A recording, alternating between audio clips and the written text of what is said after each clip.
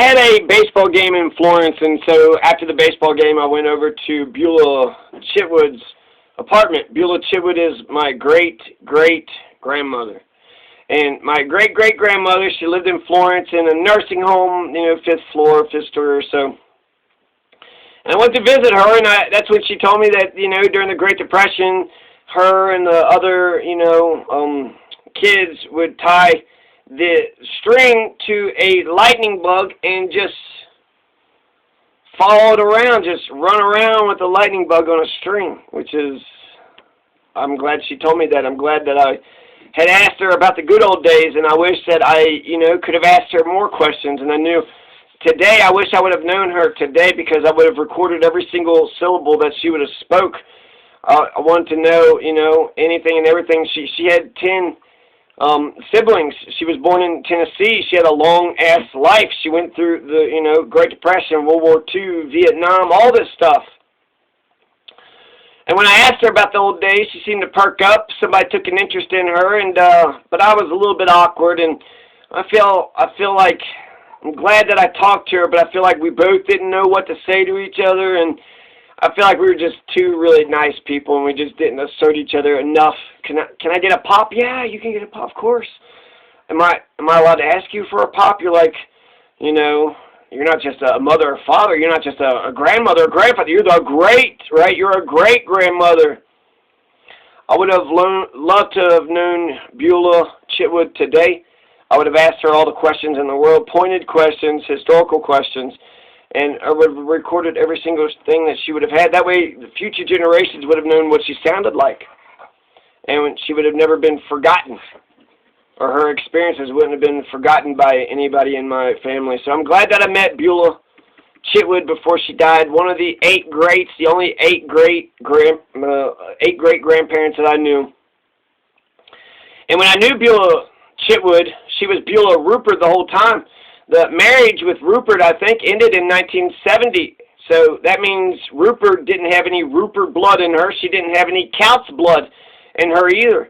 There's a funny story I remembered about how some healthcare worker called her up and asked her for a Rupard Beulah, and that's got a better flow to it. Hey, is there a Rupard Beulah? Is there a Rupard Beulah here?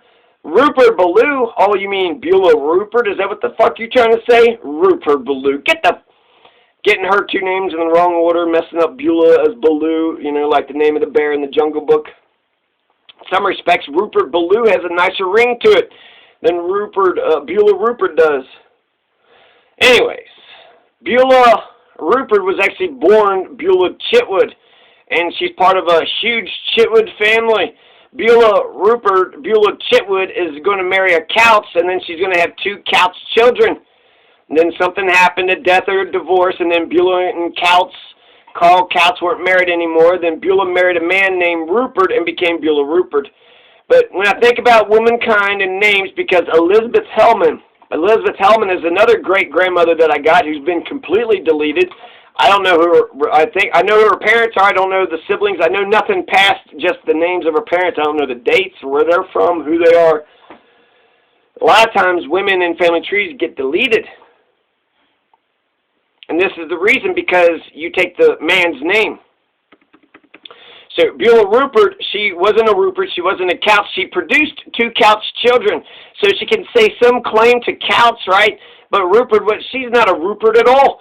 She married this fucking Rupert guy who's not, you know, even related whatsoever. So it's kind of like, and then she divorced him when Kautz died, as if she had truly always loved Carl Anthony Kautz.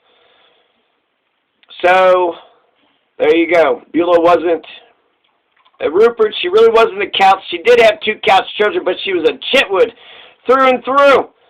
And that should have been important. That should have been something that was handed down to me. Beulah Chitwood. That's her name. She was a person. She existed on this planet. And she was a Chitwood. And there used to be a Chitwood, Tennessee, and James Chitwood was a Tory. Fought against the American Revolutionaries, so they hung his ass. Rightfully so. And then they ran into Tennessee and just started producing like rabbits. Like, oh shit! James Chitwood, Captain James Chitwood just got hung? But he was like part of the British and shit. He was like the aristocracy. He was the oligarch. So it seems crazy that Beulah Rupert is going to keep on being a Rupert, even though she divorced in 1970. I met her in the 90s, so 3 decades later. So I guess it's harder to change your name for yourself than to do it, with the married person. I'll be a kautz. Sure, I'll be a Rupert. But you're a Chitwood. I know. I'll always be a Chitwood. I don't have to go. I could just.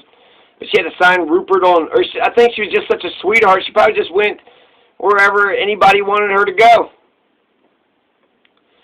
As a youth, as a youngster, right, 6, 7, 8, 10, 96 is when she died, so I would be 14 years old in 96. But we would want to pop, and then, oh, you don't want, she's old, she needs her pop, and then she was always trying to put $1 in our pockets, but no, Lucy wouldn't let her. And so, ultimately, I only have very few memories that I have of Beulah Chitwood. And if she would have given us $1 and we would have bought the damn ice cream, that would have been a part of the story too. But instead she was like, hey, can I be more a part of your all's lives?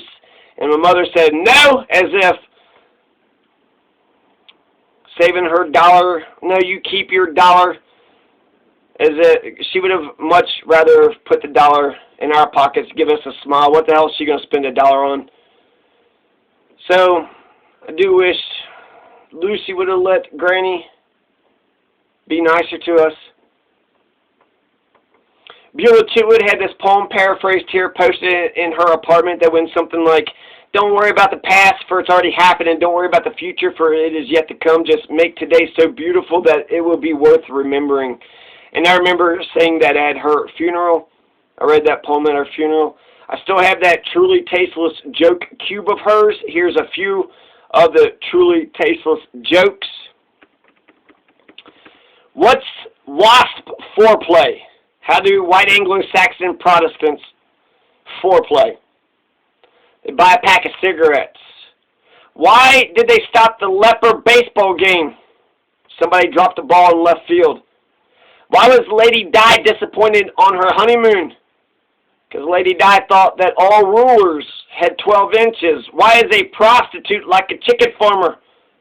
Why is a prostitute like a chicken farmer? Because they both earn a living raising cocks.